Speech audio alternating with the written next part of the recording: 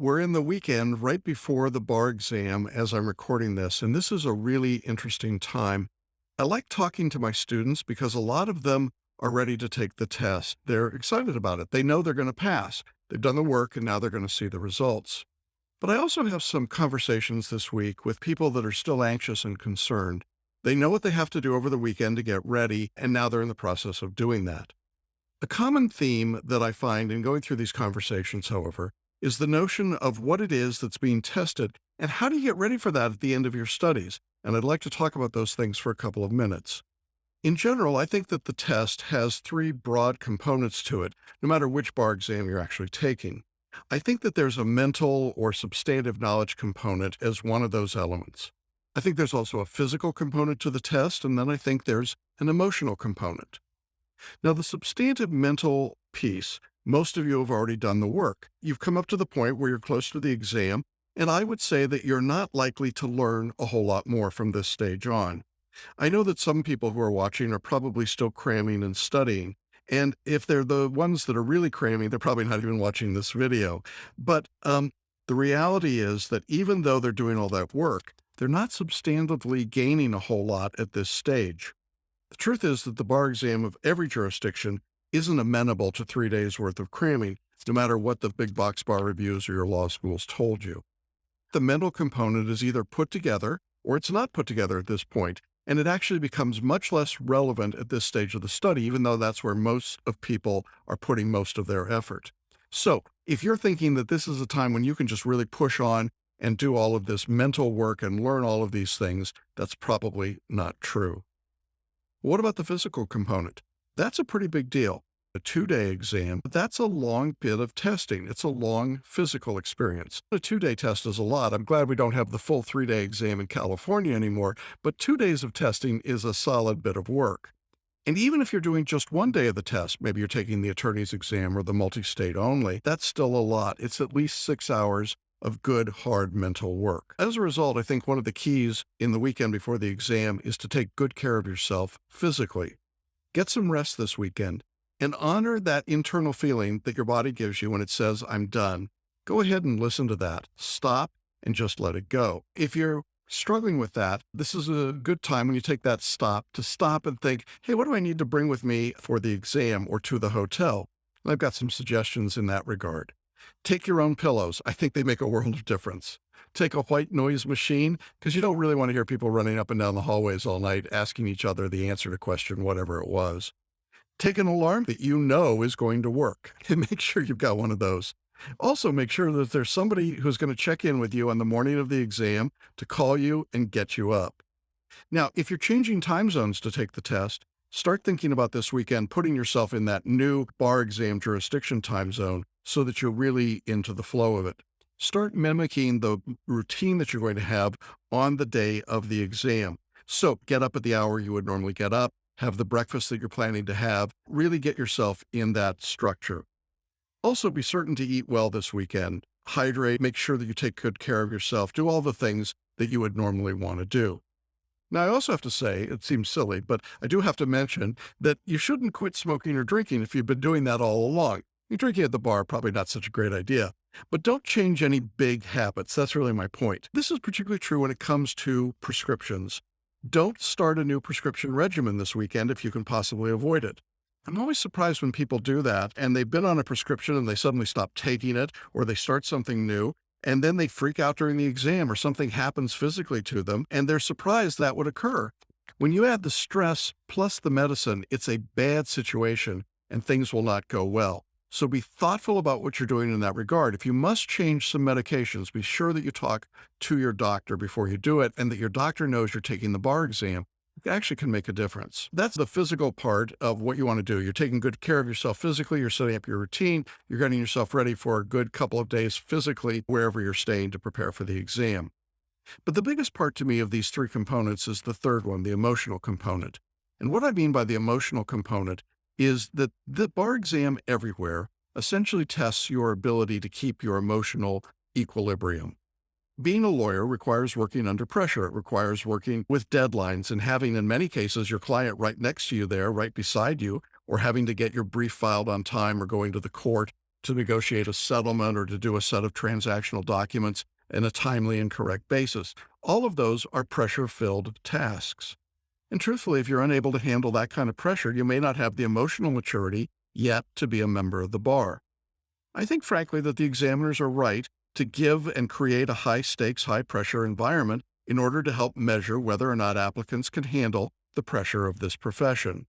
I have a lot of students that tell me at this stage that they're really in what they think of as trial mode. These are obviously attorneys who've been through trial mode and they know what that means, but I think it's a great way to put it. When you're in trial mode, you're just focused on the trial, the work you've got to do. You get yourself locked in and focused, and you go to get that work done. There's a deadline. You're going to get it done, and you've got to get it done, and that you have to keep your calm and cool and not freak out in front of the client or opposing counsel or the court or whatever it might be. And I think the same thing is true here when it comes to the bar exam. Your emotional ability, if you will, at this point is pretty important. That means that over this weekend, you might need to take some time for rest, taking time for prayer or meditation, just being out by yourself a little bit, calming down, breathing, thinking through it. If you're using the paraliminal recordings that we offer, I would say that the best recordings right now are personal genius and power thinking, deep relaxation, sleep deeply and wake refreshed. Those are all great recordings to help take good care of yourself. Now, what all of this means on the exam, and part of my advice to students is when you get into the test, whether it's the essay or the performance or the multiple choice, very likely it's going to be that somewhere in the course of that test, there'll be one or more moments when you hit a blank wall and you just don't know what's being asked of you. Don't be surprised by that. Don't be afraid of it. It happens, and it happens to almost everyone. So how do you handle it? You break the problem down to its smallest components. That is, it's not the entire essay that's a problem, it's a part of the essay. So handle the things you can handle. It's not the entire MBE, it's a couple of questions on the MBE. Handle what you can handle.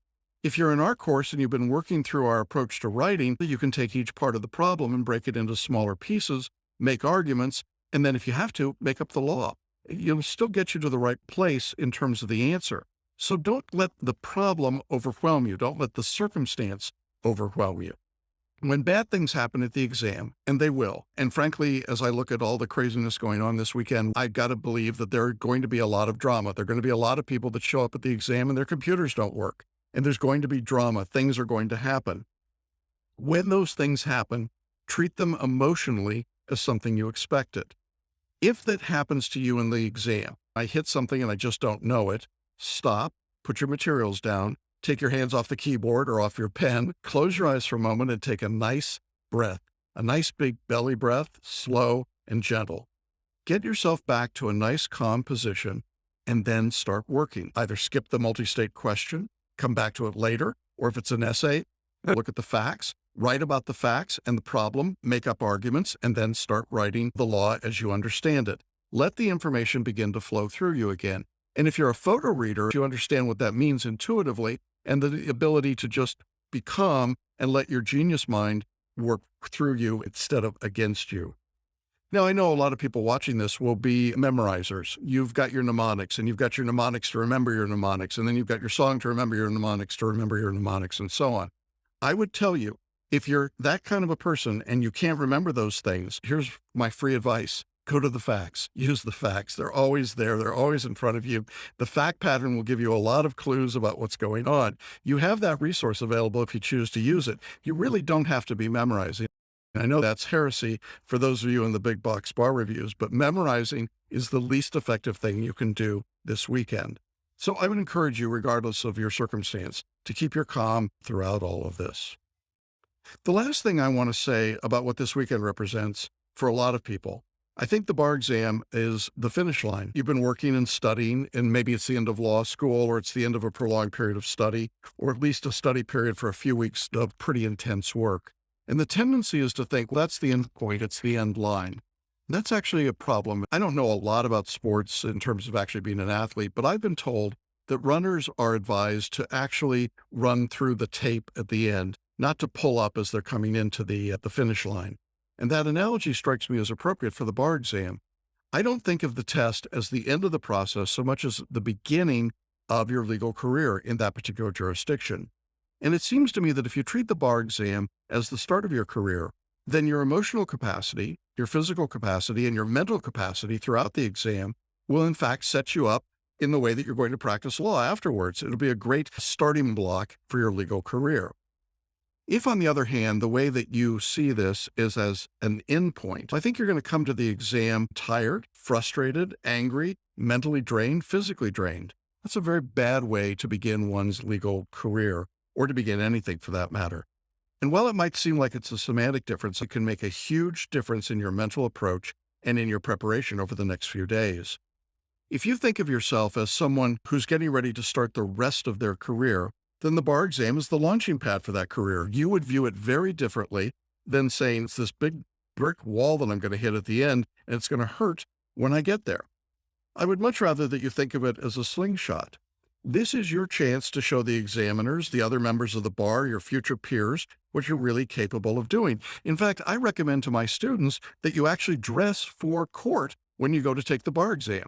Frankly, it'll freak out the people around you. It'll get you a little extra respect from the proctors, and it sets the tone that you're there to work and not to just simply be flailing away. If you've done the work, if you've been doing the study, certainly if you've been in our course and you've made the effort and you followed our approach, then you should expect good things to happen. And if you view next week as the start of those good things, then you're going to come to the test in a very different mindset than someone who's already decided, you know what, this is going to be a disaster. There's going to be drama. Bad things are going to happen. My computer's going to break. ExamSoft's going to tell me that my operating system is the wrong one. All of these horrible things are going to happen, and I'm going to have a meltdown. And at the end, it's going to be awful. And what happens to me next? I'm particularly concerned when I hear from people asking before the bar exam what to do about their retakes. Now, it's not because we don't want people to be able to retake the bar if necessary, but just because it's a defeatist way of thinking, isn't it? I don't see what the advantage is to that. You can't do anything about it at this stage. Why anticipate what's going to happen if you fail? It reminds me a bit of Wile E. Coyote in the old Roadrunner cartoons. Remember, he runs off the side of the cliff. He's doing fine. He's running in thin air until he looks down, right? And then boom. Why look down? Just keep running, keep going, go as far as you can. Maybe you'll get to the next mountain and you can keep climbing up and going after the Roadrunner. A couple of weeks ago, I talked about Wonder Woman, the movie, and her crossing no man's land. And I said, Wonder Woman doesn't stroll across no man's land. She runs full out. She's not running to just be there. She's got a purpose. She's got a mission. She is going for it all out. And that's the way I think you have to approach the bar exam. If you take this approach of a finish line next week versus a starting line, it'll really help you. If you keep in mind over the next few days the idea of making sure that you want to take good care of the mental component, the physical component, and the emotional component, then you're giving yourself, I think, the very best chance for success in the days to come. I hope that's helpful. I wish you all very good luck and great success on the bar exam, and I hope that this is a productive and successful weekend for everybody. Thanks for being with me.